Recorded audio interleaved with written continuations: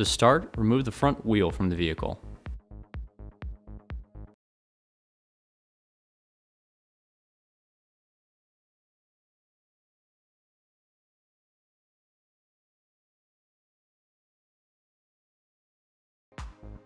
The end link will then be moved aside. Remove the single bolt and nut that holds the lower portion of the strut to the hub of the vehicle. To free the strut from the hub, you will need to use the Raceline strut spreader tool to spread the hub enough for the shock to come loose. Insert the tool into the spacing into the hub and twist to spread the hub apart. To gain access to the upper strut mount hardware, you will need to remove the trim at the bottom of the windshield. To start, you will need to remove the windshield wiper arms. Once the plastic cap is removed, remove the nut holding the arm to the motor.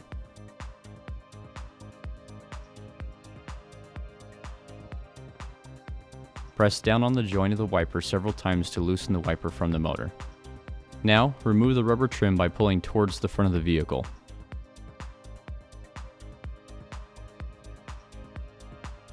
The plastic trim will be removed next. This piece clips into the bottom portion of the windshield and can be removed by pulling upwards away from the windshield.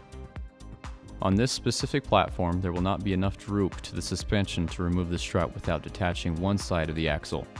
To do so, you will remove the large bolt in the center of the hub. Once the axle is detached, you will have enough room to lower the hub and pull the strut from the vehicle. Using spring compressors, unbolt the top nut from the strut to free the OEM top mount.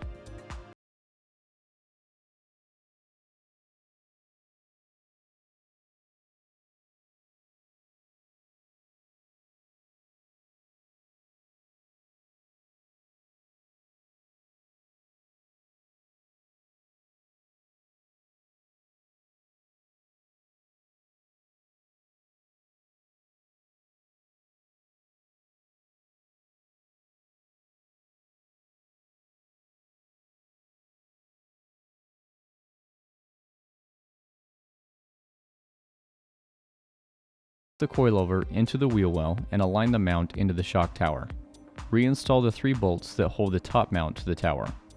You can now install the trim to the bottom of the windshield.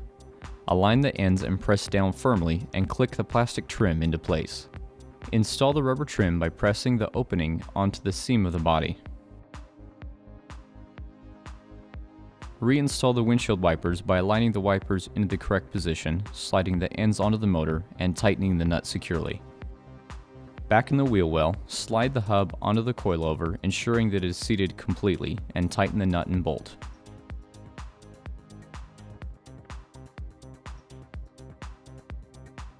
Move the sway bar end link into place onto the coilover bracket and tighten the nut to secure the link to the bracket.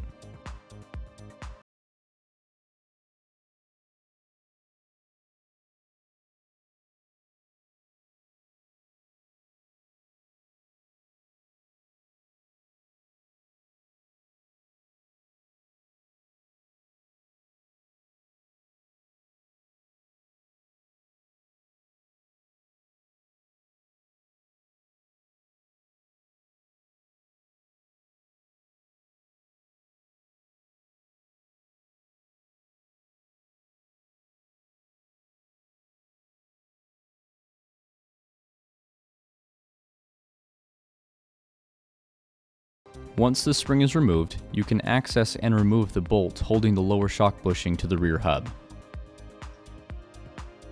The rear fender liner will need to be removed in order to access the rear upper mount. To remove this liner, you will have several torque screws that need to be removed, and the liner can be easily pulled from the wheel well.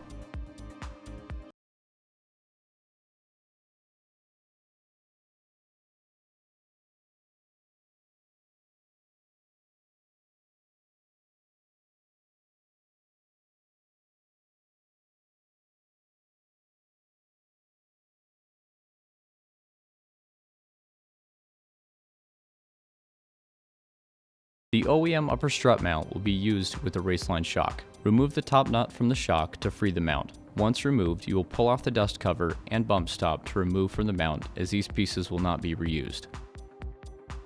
Place the mount onto the Raceline shock and tighten the supplied nut to secure the two together.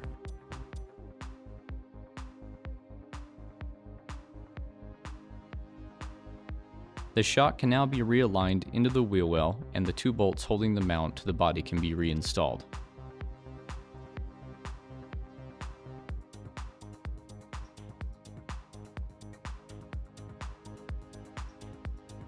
Position the fender liner back into the wheel well and secure with the torque screws.